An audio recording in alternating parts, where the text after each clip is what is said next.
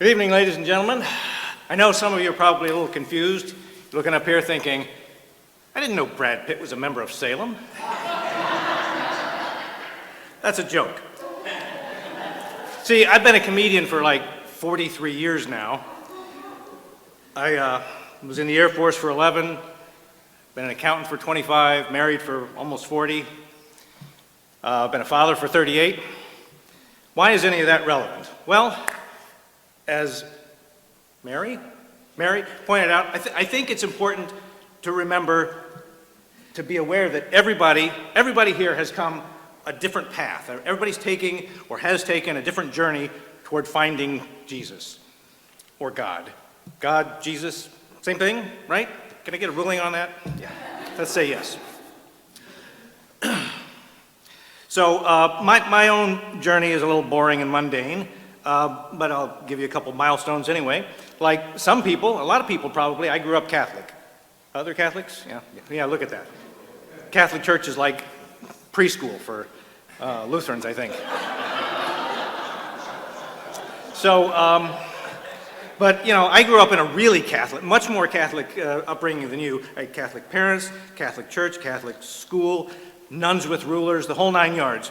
And I remember very distinctly one day in school, and the priest was up there explaining a particular bit of doctrine, and I immediately thought, I don't believe that. I just don't believe that. I'm not going to mention what it was because somebody will point out Lutherans believe the same thing, and then I'll look stupid. But that is when I knew I had to start on my own journey toward finding Jesus. And of course, I stayed with the church for another 10, 15 years because you don't leave the Catholic Church. There's the Catholic Church and then there's hell. That's what they told us. But you know, after we got married, a year or two after we got married, I transitioned, became a Lutheran, and we moved around a bit we went to several different churches because we were moving around. And at one point we were living in Hawaii. And I distinctly remember, again, one Sunday during the sermon, I mean, it was a very nice church. I'll say that. It was a very nice church, a lot of people. It was in Hawaii. They were very welcoming, very nice people. The theology was kind of so-so there, because one Sunday during the sermon, the pastor said that there was this one issue he had thought a lot about and studied and read the Bible and prayed on a lot, and he came to the conclusion that homosexuality is a sin. And again, I thought, I don't believe that. I'm not sure what Salem thinks about that. Maybe I'll ask one of the pastors later. But, yeah, so anyway, so what does it mean to follow Jesus? Well, when he was around, he walked around healing people by touching them. That doesn't work for me. I tried. All I got was a meeting at HR, that's all.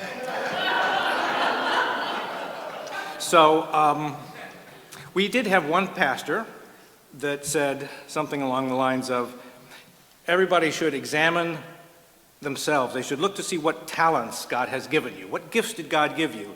And see if you can use those gifts to help other people. Now that's pretty good advice. That's pretty good. That's solid. You know, God has given some people a nice singing voice. So they might sing in the choir, sing at nursing homes, go caroling, whatever, brighten people's lives a bit. My singing voice did not come from God. No, so I'm quiet. God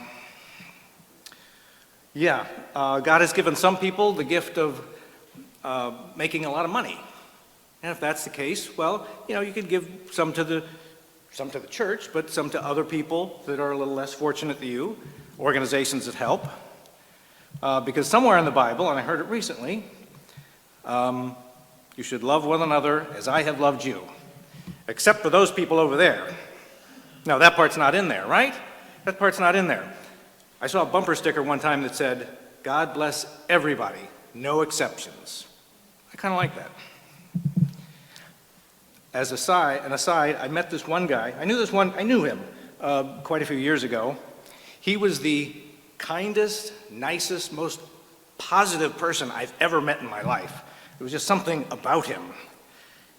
he made Pastor Carolyn look like Oscar the Grouch. He really did. He had you could tell there was a spark inside of him.